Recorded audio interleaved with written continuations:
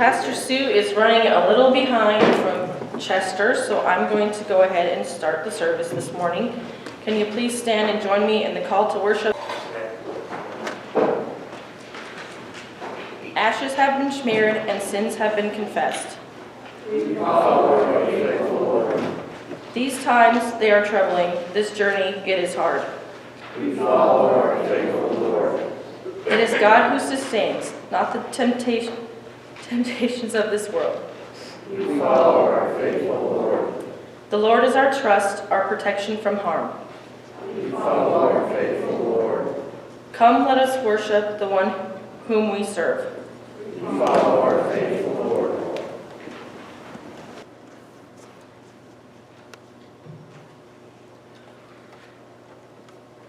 From the book of Luke, chapter 13, verses 31 through 35.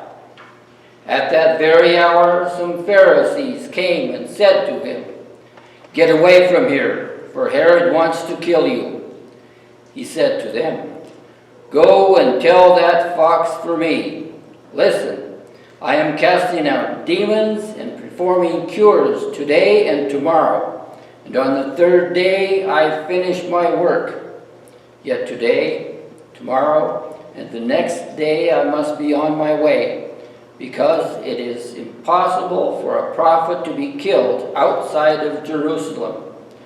Jerusalem, Jerusalem, the city that kills the prophets and stones those who are sent to it. How often have I desired to gather your children together as a hen gathers her brood under her wings, and you were not willing. See, your house is left to you, and I tell you, you will not see me until the time comes when you say, 'Blessed is the one who comes in the name of the Lord.'" The word of God for the people of God. Thanks be to God.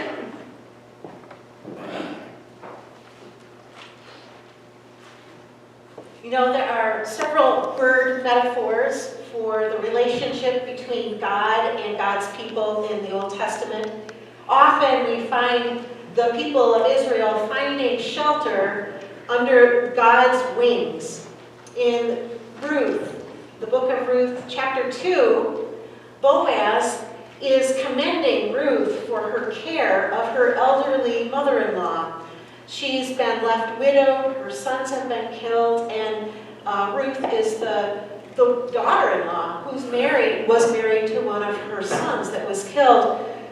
And she decides to go with Naomi back to their home country, her home country. Ruth leaves her own family and her own people, her own customs, to go with Naomi. And here's what Boaz says: "May the Lord reward you for your deeds, and may you have a full reward from the Lord, the God of Israel, under whose wings you have come for refuge." And in Psalms, we hear several times, here's in Psalm 57, "In the shadow of your wings I will take refuge." Someone speaking to God. And then chapter 61, verse 4, "Let me abide in your tent forever. Find refuge under the shadow of your wings."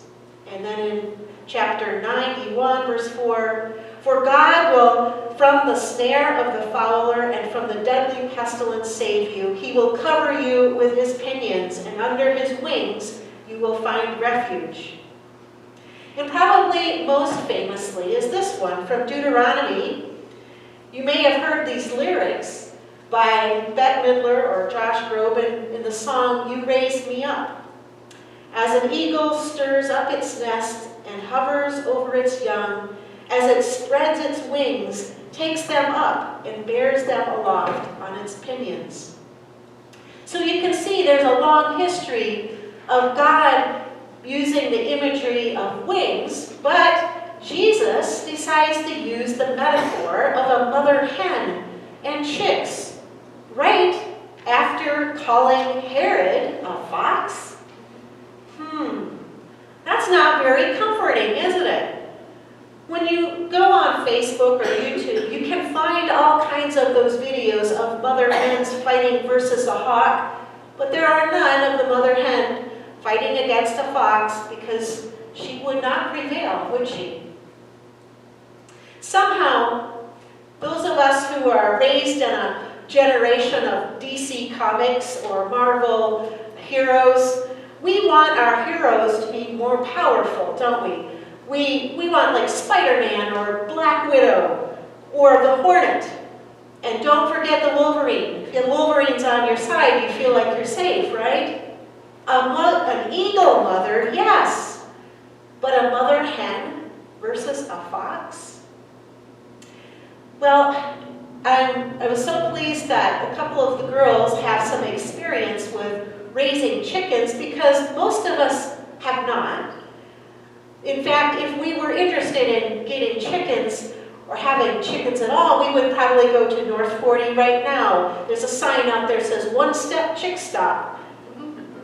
You can get chicks there. They'll probably be in a large pen or a cattle tank with heat lamps over the top and sawdust or wood shavings down at the bottom, the way that we try to mimic the warmth of a mother hen in today's agricultural scene here. But that's not the case everywhere in the world. It certainly wasn't the case at the time that Jesus was using the metaphor of the mother hen with chicks. I lived in Knights Landing before I moved here, and it was a community of about 80% Hispanic, 20% Caucasian, and our culture there was that we had free-range chickens all over town. In fact, the church had some chickens that liked to hang out at the church. One day I was walking my dog Patches, and underneath this great big rose bush, my dog went underneath it. She wouldn't leave. I had to drag her away, and sure enough, I looked, and there was a mother hen sitting on a clutch of eggs, waiting for them to hatch. And it wasn't too many days before the little ones were running around the church. And you get a chance to actually see how they actually do go underneath the mother hen whenever they feel threatened. While I was living there in Knights Landing, I was sleeping. It was early one morning, still dark, and I heard this terrible ruckus, the kind of ruckus that you heard on the video. I knew what it was, so I jumped up and I ran outside to my backyard, and it was fenced in, and in the alleyway I could hear, I no longer heard anything. It went silent, but there were some big dogs out there, and I yelled at them, but I was not about to open up the gate because I didn't know, if they would attack me or not. So I just yelled at them, and I went back inside, thought I'd get back into bed.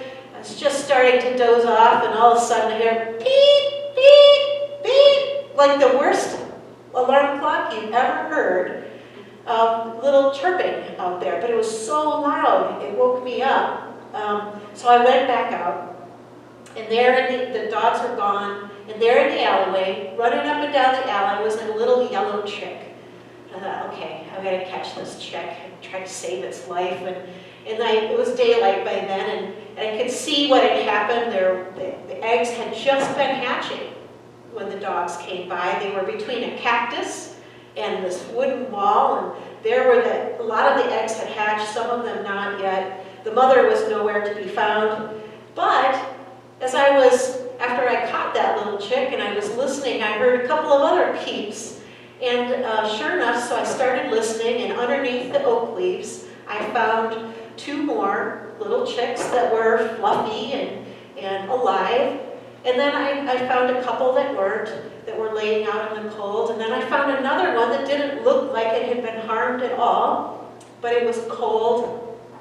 I just watched the show, it's All Creatures Great and Small, and there's a scene in the last episode of the first season where a mother dog has pups, and there's one that's not moving, and the vet takes it and he rubs it and he warms it, right?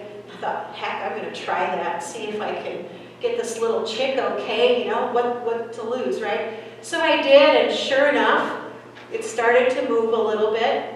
And so I kept it warm, and pretty soon it was okay. And so I had 4 little chicks to take into my house. I named that one Lazarus. So I took them in and I found a shoebox, and of course I didn't have any heat lamp or sawdust or anything, so I took a quart canning jar and I filled it with hot water and wrapped a towel around it and put it in the box, and the chicks knew what to do. They went right over by it. And I thought, well, I'll just keep an eye on them. I moved them as close to a lamp as I could, and then I thought, well, I'll go to the hardware store and get something later on to get them warm. It wasn't more than an hour before those little chicks were scratching and pecking on the bottom of that shoebox. Hungry, ready to eat. They knew what to do, so I went to the refrigerator, and I don't know if they liked it, but I got some wheat germ and sprinkled it in there. Well, that was an interesting story of what happened, and it always makes me think of this passage. And one day, when probably the next day, I took the little chicks outside. I put them in the grass.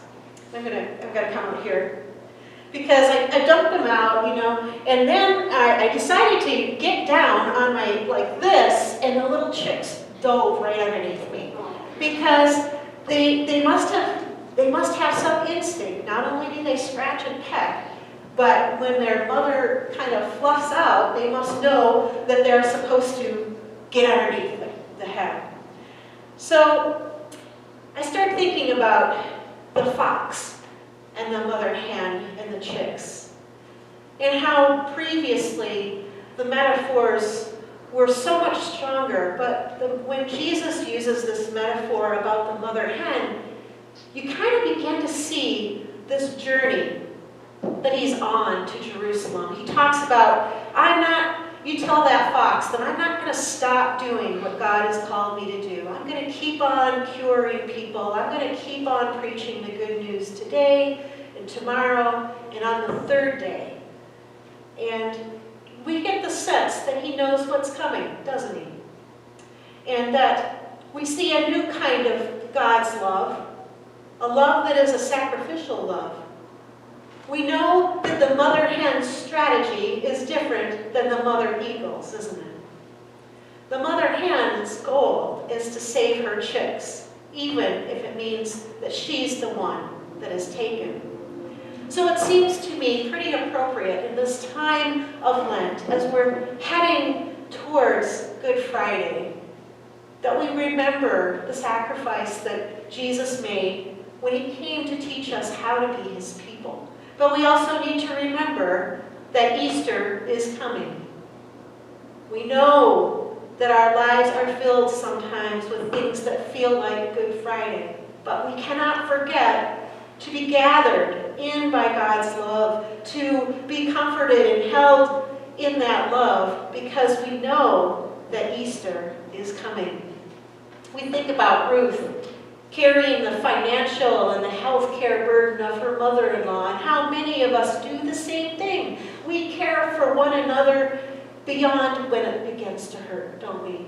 I can think of when I was a girl, there was a family of girls, and they were always nicely dressed. And I got a chance to meet the parents, and I met the mom, and she was just the sweetest person.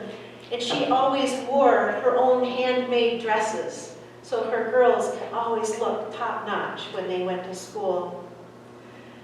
Fathers and mothers who love their children the way that God intends mommies and daddies to love their children. We know that that doesn't always happen.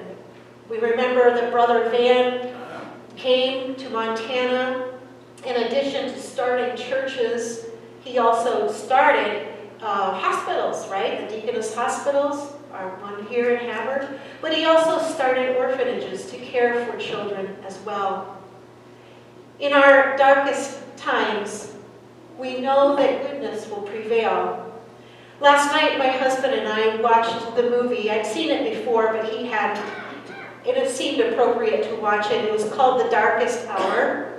It's a movie about Winston Churchill and his, about a month of, maybe a couple of months in the time which he became elected the Prime Minister of England, at the same time that Adolf Hitler and his armies were marching across Europe, and one by one the countries were falling. First, Sweden made a peace pact with Germany and to not help Norway, and then Norway tried to resist, but they ended up trying to keep resisting, but ended up stopping. And then Belgium fell, and Netherlands, and then France was right on the edge of it. And all during this time, Winston Churchill saying, no, we cannot cave in to this, but his war cabinet was against him, and he almost was basically booted out from being the prime minister because they wanted to have Mussolini cut a peace deal with Hitler to come to terms. And he said, no, we cannot abandon our soldiers, the 20,000 men and women who were in France. By that time, there were only two places that the Germans had not occupied. It was Calais and Dunkirk on the English Channel. And there were 4,000 men and troops in Calais, and there were 200,000 British soldiers backed up in Dunkirk. So they mounted a last-ditch effort. They knew that they didn't have enough military transports and boats to get all of those soldiers, so they asked the civilians, anyone who had a boat from 30 to 100 feet long was asked to become part of the British fleet and to rescue the soldiers there.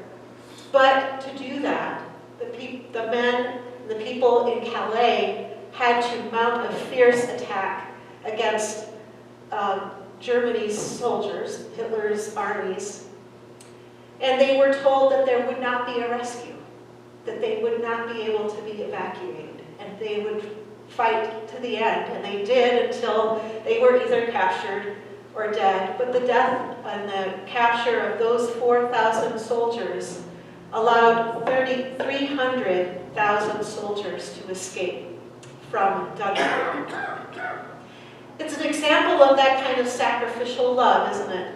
The kind of love that a parent would have for a child, the kind of love that we have for Christ, the kind of love that Christ has for us, and sometimes the love that we kind of have for each other.